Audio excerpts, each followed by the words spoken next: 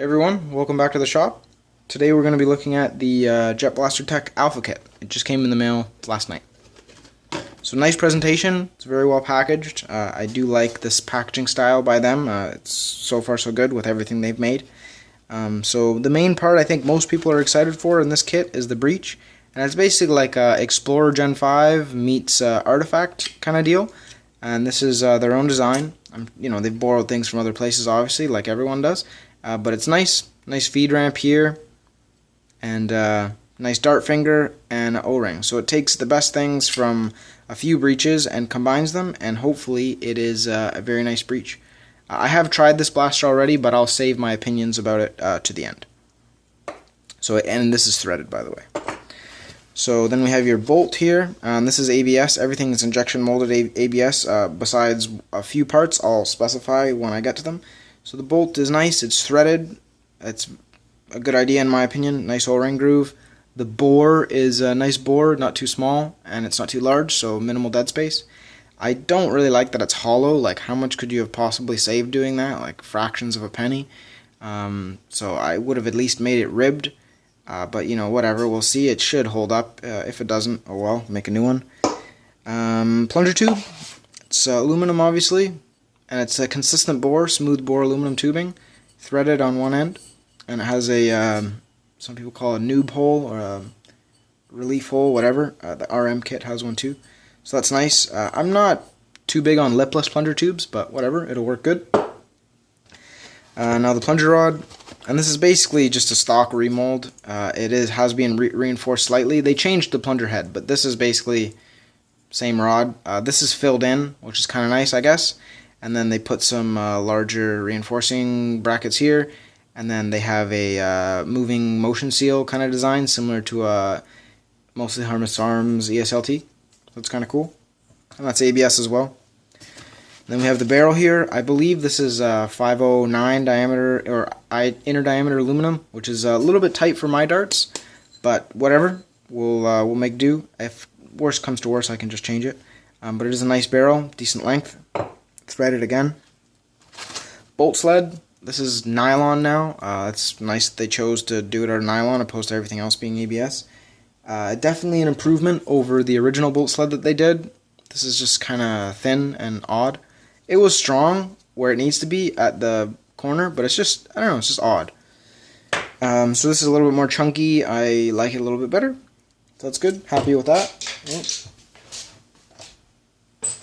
Sorry, I dropped the bolt sled. Now the stock, the catch, I wouldn't really call this an upgrade catch because it's just made of the same material the stock Nerf one is. They're literally identical, same plastic and everything. So it's not really an upgrade catch, it's just a catch. And you need to have a catch, so that's good. This is the spring retainer piece, normally called the Mickey Mouse piece, but it's exclusive to this plunger tube.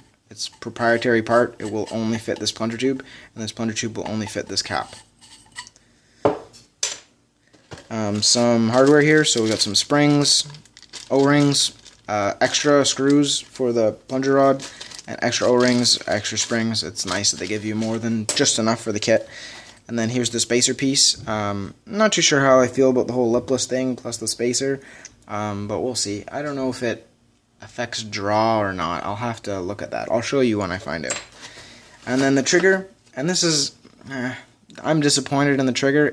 I like that it's black, that's cool, but it's literally a stock remold basically. They added a small fillet here, and if it was my trigger, I would have made this a nice big fat radius, and then I would have made this thicker so it doesn't have all the slop in the shell. I've tried this kit already, and the trigger has actually quite a bit of slop, and it's going to need to be modified. But I'll show you a quick fix for that. That's actually very cheap and easy to do. Everyone can do it.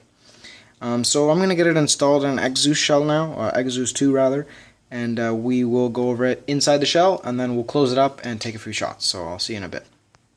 So just one quick thing before I put it together. I just noticed something that I don't really like. The breech is rather sticky. So I greased it up a bit, and that helped. But one thing that I would totally change with this is add a chamfer here, because it doesn't seal until it's, you know, about a 1/4 inch in the gate, so it can definitely have a nice chamfer there to help with feeding. So I'm going to go do that with the die grinder right now, and then I'll come back. I think it's a good idea to add some thread seal tape to the threads for the dart gate, just to help it keep in place, and also to prevent any leaks coming out the threads. I don't think it would leak as is, but a little Teflon tape would definitely not hurt the threads. Okay, so I got it all installed in the shell, and this is the trigger issue that I was talking about earlier. So this is the catch spring that they provided, and I'm just going to hold the catch down and try and hold the trigger down at the same time. So you see all that slop,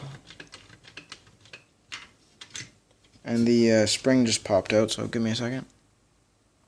Alright, sorry about that. So I changed the spring. I don't really like the big fat one. It doesn't fit quite well when the shell is open, and it actually doesn't fit in that groove, so you have to put it on the middle, and it's hard to do with the shell open. So anyways, I'm going to hold the catch down and try not to hold the trigger, actually. And I'm not putting pressure on the catch, I'm just trying to hold it in place. So as you can see, well, hopefully you can see, the trigger bows quite a bit, and it actually bows so much that it's not even really pushing the catch up. And this is, I'll show you why this is an issue when I have the blaster all together and we're going to go fire it. So, like normally in a long shot, the easy fix is to just put a piece of 1/16 inch plastic above the trigger here, but there's a much bigger gap in the Zeus too, and there's also a gap underneath, and that's just a problem with the design of the shell. And this trigger post is not aligned with the groove here. You see how I'll zoom out a bit. You see how crooked the trigger is in the shell?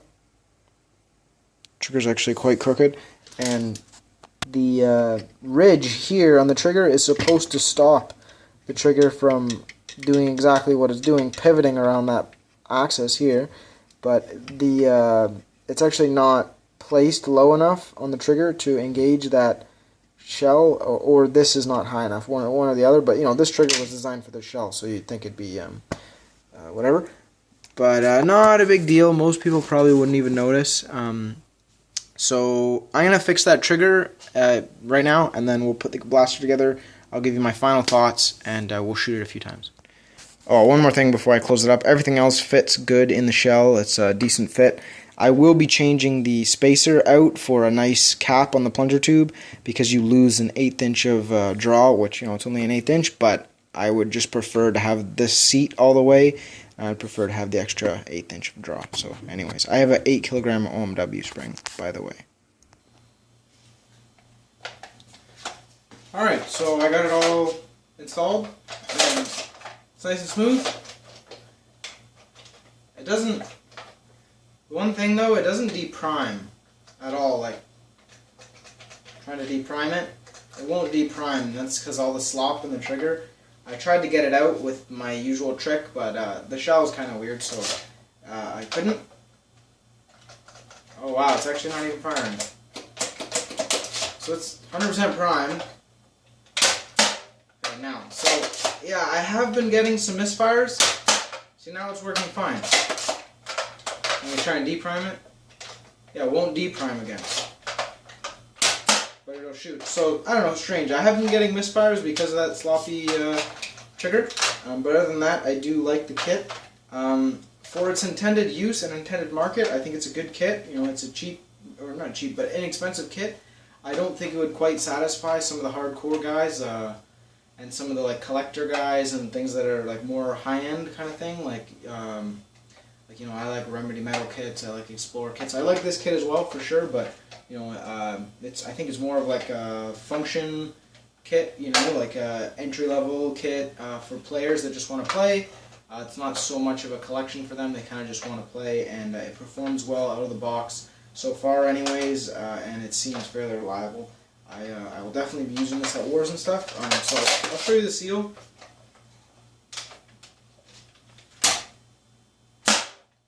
100% seal, which is nice. and we will shoot it a bit. Actually, I'll go get a mag loaded up. I should have done that before. Okay, so we're going to do a cardboard test. I'm just going to shoot at the mill. Well, not the mill, the box on the mill, and I just got some FVJs in there.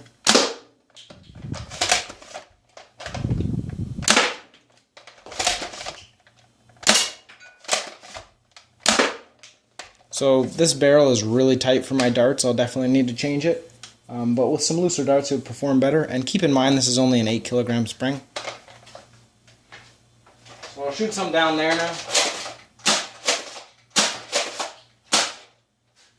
Feed's good. Feed's quite nice actually. I do like it. And I will be modifying this kit to fit more my preferences later, and when I'm done that I'll be comparing it to the Artifact Hunter kit, because I've been asked to do that, and I think that's a good idea. They're kind of competing with each other a little bit. They're both in similar price range, although I'd say the Hunter kit is a little bit higher up there. It is higher up there in price, but it's fully machined opposed to injection molded, and I think a better comparison would be when they release their Omega kit, I believe it's called, and that will be their metal version of this kit. I think that'd be a slightly better comparison, but I'll do both. So anyways guys, thanks for watching. I hope you enjoyed. I'd probably give this 7 out of 10, I'd say. Yeah, 7 out of 10. That's a solid kit. I would definitely recommend it, especially for the price. So that's all for today guys. Take care, and thanks for watching. Bye.